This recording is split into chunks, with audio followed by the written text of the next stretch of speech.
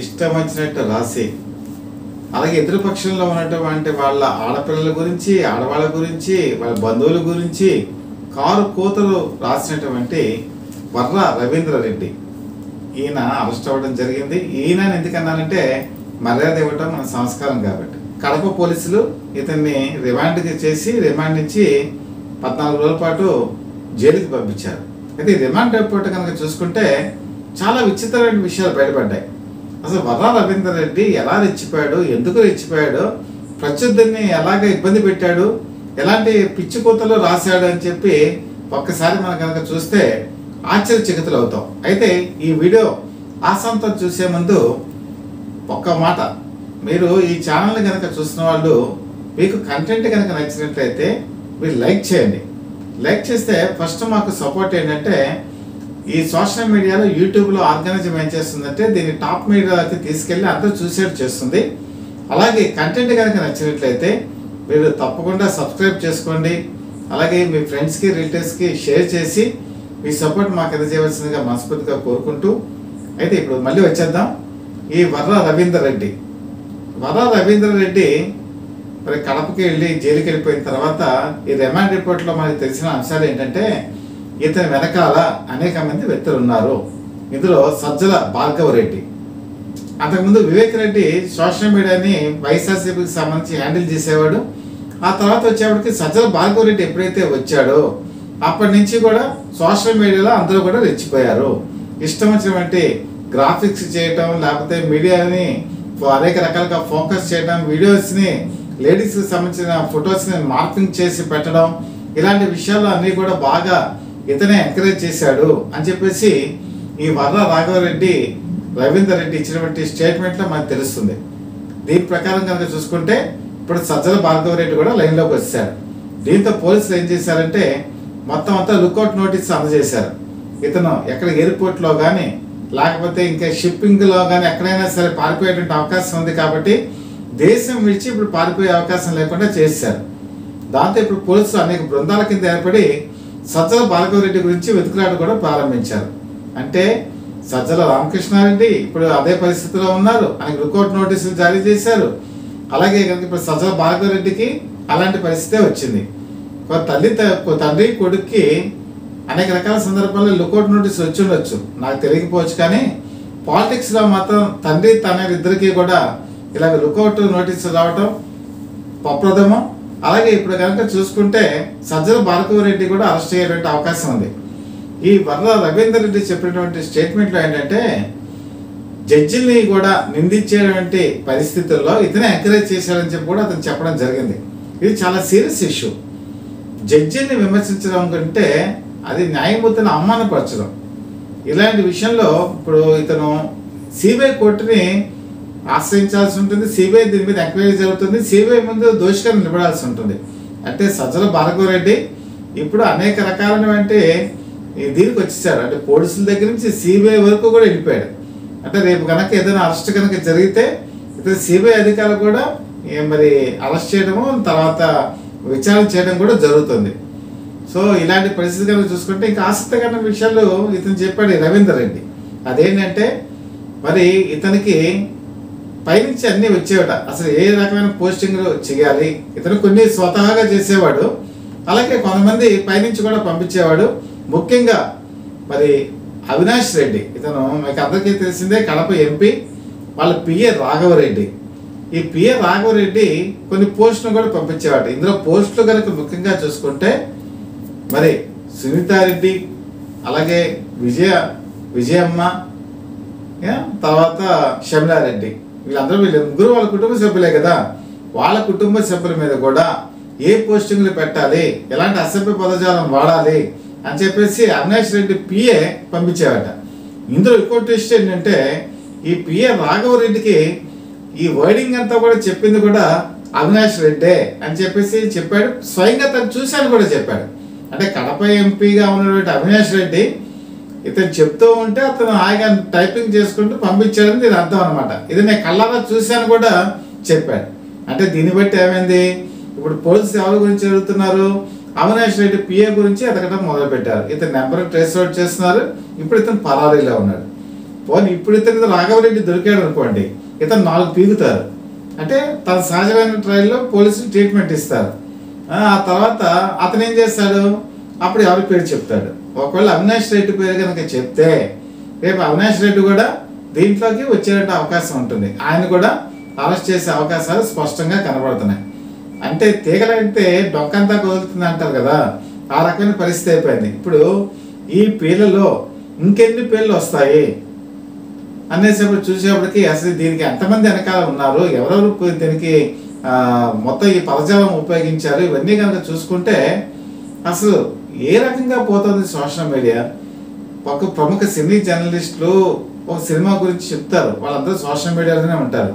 అలాగే ఈరోజు యాక్టివిస్టుల పేరుతో ముసుగేసుకొని ఇప్పుడు అనేక రకాలైనటువంటి పద్ధతుల్లో ఎదురు వాళ్ళని కించపరచడం, వాళ్ళ ఫ్యామిలీస్ని కించపరచడం, నైతికంగా వాళ్ళ మనస్థైర్యం కోల్పోయేట్టు చేయటం, ఇది కరెక్టేనా, సబబేనా, అసలు ఎవరైనా హర్షిస్తారా? ఈరోజు కనుక చూసుకుంటే ఇలా అన్న వాళ్ళందరూ కూడా ఇప్పుడు వాళ్ళ పరిస్థితి ఏమైంది, ఇప్పుడు జైళ్ళకి వెళ్ళవలసిన పరిస్థితి వచ్చింది. ఇప్పుడు వీళ్ళే కాదు, వీళ్ళ వెనకాల ఉన్న వాళ్ళు ఇంకా చాలామంది వెళ్ళేటువంటి అవకాశం ఉంది. దీన్ని బట్టి చూస్తే అసలు వైఎస్ఆర్సీపీ పార్టీ ఎటుపోతోంది, వాళ్ళ విధి విధానాలు ఏ విధంగా అమలుపరుస్తున్నారు, మొత్తం దేశం మొత్తం మీద ఏ రాజకీయ పార్టీ కూడా ఇంత బురద అయితే అంటించుకోవాలి. ముఖ్యంగా జగన్మోహన్ రెడ్డి కనుక ఇప్పుడు చూసుకుంటే ఆయన ప్రజలకు ఏం సమాధానం చెప్తారు.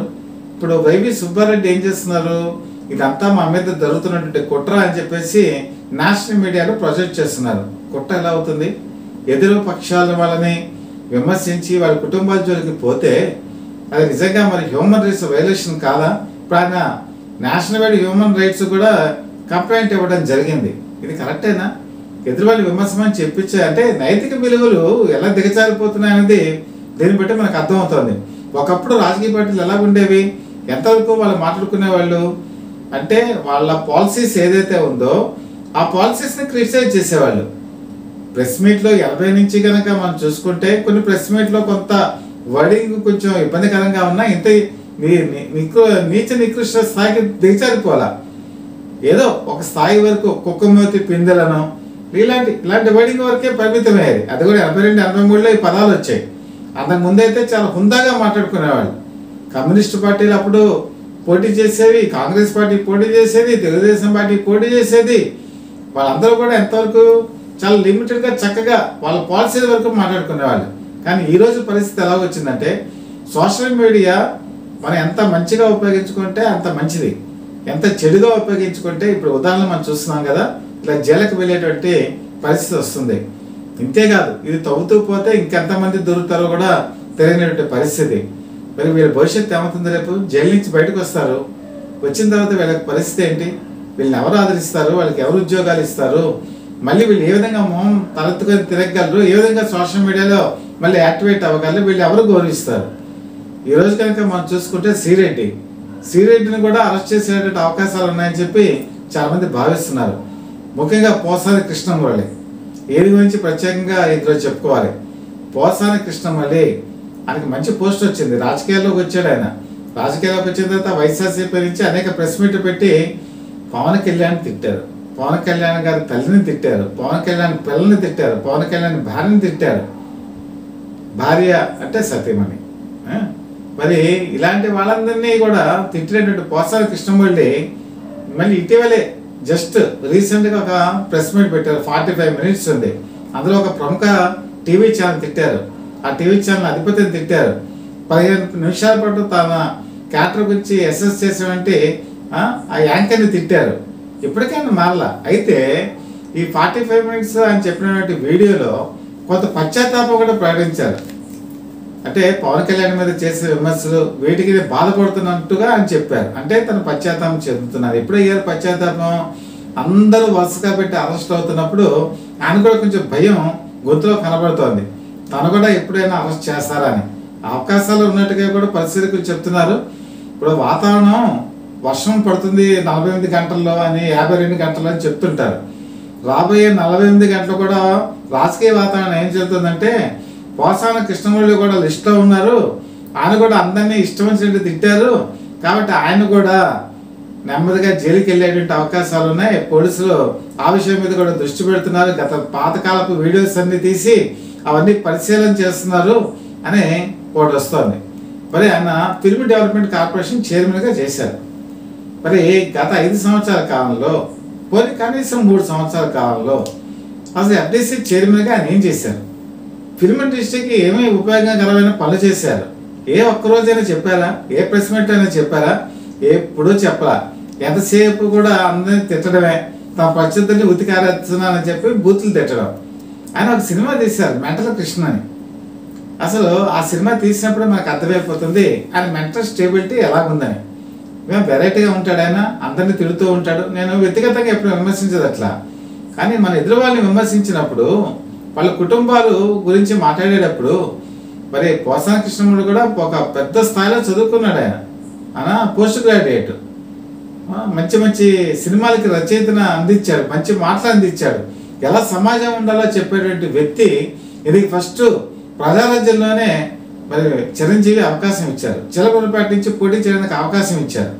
చిలకలూరిపేట నుంచి పోటీ చేశాడు, పోటీ చేసి ఓడిపోయాడు. ఓడిపోతే అప్పుడు పవన్ కళ్యాణ్ ప్రజారాజ్యానికి సంబంధించిన యువ సేనకి అధ్యక్షుడు ఆయన. అప్పుడు పవన్ కళ్యాణ్తో కూడా చాలా బాగుండేవాడు. ఎప్పుడైతే ప్రజారాజ్యం కాంగ్రెస్ పార్టీలో విలీనమైందో ఈయన వైఎస్ఆర్సీపీలోకి వచ్చాడు. వచ్చిన తర్వాత ఇంక వాళ్ళ మీద విరుచుకుపడటం ప్రారంభించాడు. ఇప్పుడు పరిస్థితి కనుక చూసుకుంటే ఏంటి, ఇప్పుడు వైఎస్ఆర్సీపీకి సంబంధించిన వాళ్ళు అనేక మంది చాలా ఇబ్బందికరమైన పరిస్థితుల్లోకి వెళ్ళిపోయారు నోటి దూల వల్ల. ఆ దూల ఉన్నటువంటి పోసాని కృష్ణమల్లి కూడా ఇప్పుడు భయపడేటువంటి పరిస్థితికి వచ్చేసారు. కాలకేయులు అని మనం బాహుబలి సినిమాల్లో వింటాం. నిజంగా సోషల్ మీడియాలో కాలకేయులు ఉన్నారా అంటే ఇప్పుడు మనకు కనపడుతోంది. ఇది అంతా కూడా ఒక ఆర్గనైజ్డ్ సిస్టంలో జరిగింది. ఈ ఆర్గనైజ్డ్ సిస్టంలో కొంత అమాయకులు కూడా బలైపోయారు. వాళ్ళకి తెలియకుండా వాళ్ళ ఫేస్బుక్ తీసుకోవడం, వాళ్ళ పాస్వర్డ్ తీసుకోవడం. ముఖ్యంగా ఈ వర్ర రవీందర్ రెడ్డి చెప్పింది ఏంటంటే ఈయన ఫేస్బుక్ సంబంధించి తర్వాత పాస్వర్డ్ అన్నీ తీసుకొని సజ్జల భార్గవరెడ్డి చాలా పోస్టులు పెట్టేవాట. బూతులు ఉన్నటువంటి పోస్టులు అన్నీ కూడా ఇతనే ఫేస్బుక్ ద్వారా పెట్టాడు. దీన్ని బట్టి అర్థం చేసుకోవాల్సింది ఏంటంటే మన ఫేస్బుక్ మనకు సంబంధించిన అన్నీ కూడా తీసుకెళ్ళి ఇంకోటి చేతుల్లో పెడితే ఏమవుతుంది అన్నదానికి ఇది ఒక ప్రత్యక్ష ఉదాహరణ. సరే, ఈరోజు చాలామంది నిరుద్యోగ యువత ఈ యూట్యూబ్ ఛానల్స్ పెట్టుకుంటున్నారు. ఈ యూట్యూబ్ ఛానల్స్ పెట్టుకునేటప్పుడు కూడా మన సోషల్ మీడియాకి సంబంధించిన రూల్స్ రెగ్యులేషన్స్ అంటే ఏం మాట్లాడాలి, ఏం మాట్లాడకూడదు, వేటి మీద మనం ఫోకస్ చేయాలి, వేటి మీద మనం ఫోకస్ చేయకూడదు, ఇది ముందు మనం తెలుసుకొని ఇలాగ యూట్యూబ్ ఛానల్స్ కూడా నడుపుకోవడం మంచిది. లేకపోతే మన తెలియనితనమే మనం ఒకసారి కోపం వచ్చేస్తుంది. అలాగే మనం ఎవరైతే చెప్పారని ఏం చేసినా కూడా చివరికి బలయ్యేది కూడా మరి నిరుద్యోగ యువతే. కాబట్టి ఇప్పుడున్న పరిస్థితులు కనుక చూసుకుంటే సోషల్ మీడియాలో నైతిక ప్రవర్తన నియమావళి ప్రకారం పెడితేనే మంచిది. అంతేగాని ఎవరో ఇన్ఫ్లుయెన్స్ చేశారని, పొలిటికల్స్గా నాకు ఏదో అండదండలుగా ఉంటారని అన్నీ అనుకొని కనుక ఇష్టం వచ్చినట్టు కనుక రెచ్చిపోతే ఈరోజు ఎదుర్కొన్న పరిస్థితి చాలామంది ఇప్పుడు ఇబ్బంది పడుతున్నారు. అలాంటి పరిస్థితి వస్తుంది. యువత అలాంటి జోలికి వెళ్ళకుండా మంచిగా వెళితే మంచిది. అప్పుడు సత్ప్రవర్తన అనేది కలుగుతుంది. లేకపోతే సమాజంలో బదనాం అయిపోవటం, జైలుకి వెళ్ళటం ఇదే మిగులుతుంది. ఒకసారి ఆలోచించండి.